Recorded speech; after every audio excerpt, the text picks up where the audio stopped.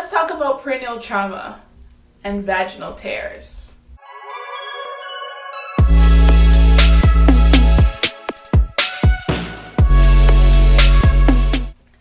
We back with another video. I'm your girl Shira, and if you haven't already, go ahead and hit that subscribe button for me, and let's get into this video. So vaginal tears can be minor or severe, and can be first, second, third, or fourth degree tears. So first degree tears involve only the perineal skin, so it's really a minor tear. Second degree tears involve the skin and the perineal muscles, so it's a bit deeper. A third degree tear extends through the anal sphincter muscle complex, so it's a bit deeper than a second degree tear, and way deeper than a first degree tear. Lastly, a fourth degree tear extends into the rectal mucosa. So it's extremely deep. Like, that's a tear nobody wants to experience. A woman who is having her first baby is more likely to tear than a woman who is on her second, third, fourth, fifth, and so on baby. You get my drift, right? I thought so. So let's get into reasons why you may tear during labor. One reason would be bad positioning during labor and pushing against gravity. So what that means, or an example of that, is when you're in the hospital and they have you on the bed with your legs up and you're pushing and you're pushing and pushing. That is the easiest position for you to tear because you're going against gravity. Another reason why you would tear during labor is you're pushing too fast. You don't give yourself enough time to breathe and pause through your pushes. When you push too fast, baby's head is just going so fast, it rips right open. That's another way for you to tear during labor. Do not rush your pushing. Take your time. Breathe. Pause. Take a break. Okay? You want to slowly ease the baby out. Okay? High blood pressure is another way you could tear. When people have high blood pressure, they usually swell. And because you're swollen, the pressure of pushing is an easy tear right there. There's nothing you could really do about it at that point. But it doesn't have to be a terrible rip. Like, it does not have to be a fourth degree tear. It could be a minor tear. Medical interventions is another way you could tear. Using things such as forceps, vacuums, getting an episiotomy. What that is them cutting your perineal. Okay? When people cut and the baby pushes out, that could easily go from a minor tear straight to a fourth degree tear. Because when you already start the cut, when you already start the rip, what do you think is going to happen when the baby just pushes through? It's going to continue to rip. It could just create a deeper rip, which means a longer healing time, which means more discomfort. Okay, and you don't want that. You really don't. Bad positioning of the baby's head. If the baby's head is not in posterior position, it could also cause longer labor, a harder time pushing, and if you forcefully push it out, again, like we said before, it's a definite cause of vaginal tearing. And the number one reason why you may tear, your baby just got a big head. You just got a big baby. And that's okay. So if you have a big baby and you're having a vaginal birth, you may want to try some of the tips that I'm going to give later on in this video to avoid tearing. Okay? So here are those tips. Let's talk about how we can prevent vaginal tears and perineal trauma. So pushing your baby out with gravity. So that could be positions such as standing up, squatting down, on all fours. Okay, you want to go with gravity. It's so much smoother and such a better process. And you have more control. You don't have to worry about pushing so intensely and so hard. Gravity in itself helps you push that baby down. So yeah, you're pushing, but you won't have to put as much effort into pushing as you would if you were pushing against gravity. You understand? I hope so. Get a perineal massage while you're pregnant. There's midwives who are qualified to do it. You can even have your spouse do it, or your partner. Okay? Getting a perineal massage, gently stretching the area, and making it more flexible for when baby is ready to come out. You might want to try using a warm pack during your birth and putting it around the perineum. Okay? Get it warm, get it to soften up. You might want to try it.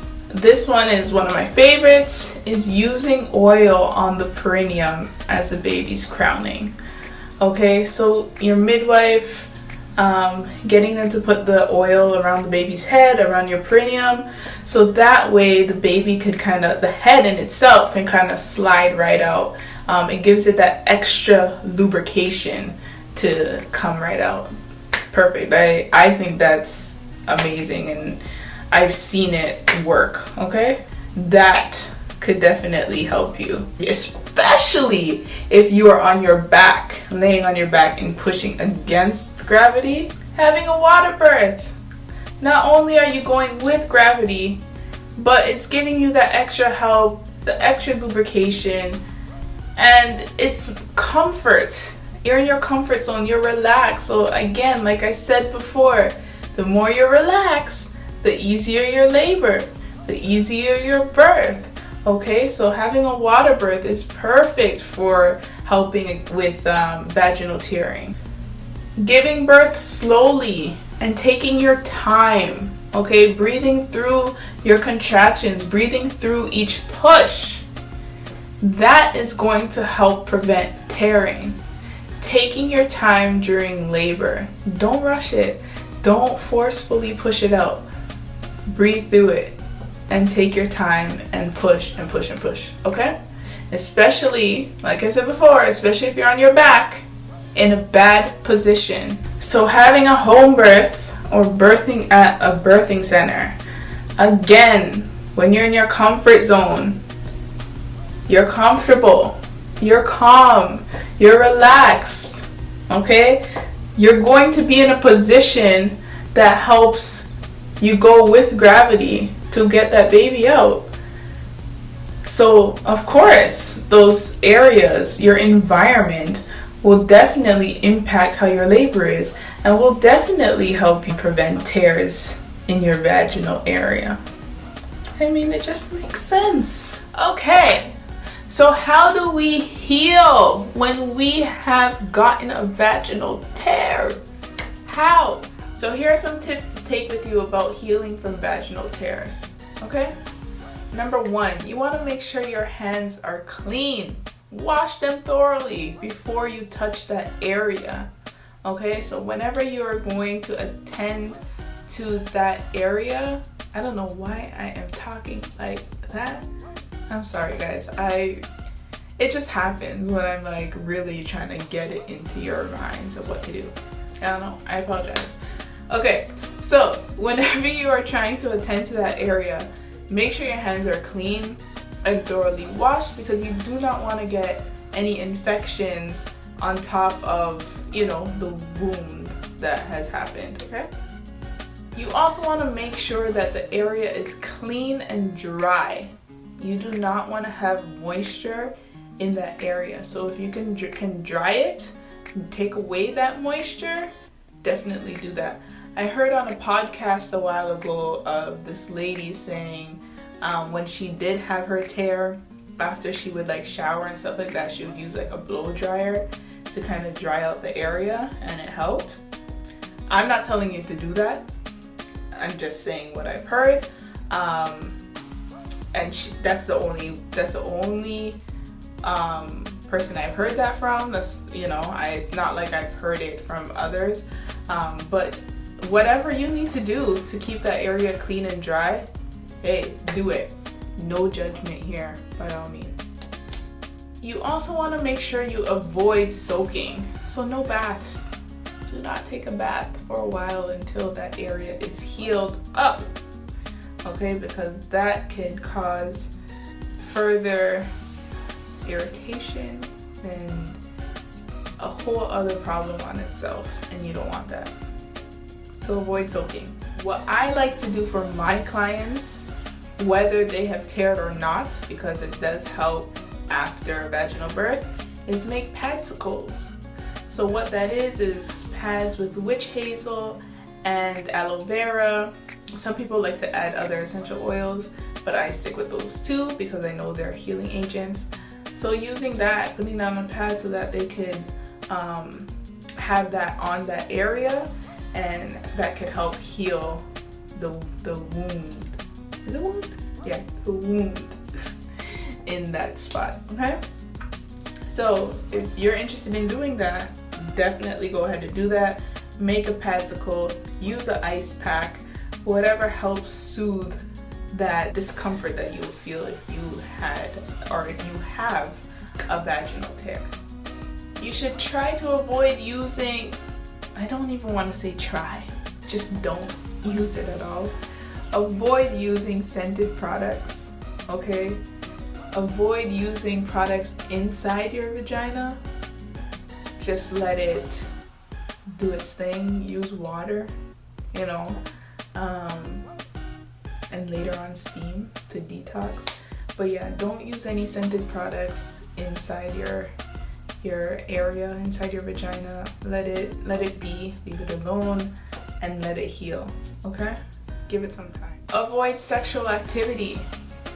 And I mean, if you just had a baby, you're gonna be avoiding it anyways, because you have to wait for 6 weeks. So yeah, avoid sexual activity. Again, that can cause infections, bacteria. It could just cause a whole other mess that you do not want to deal with.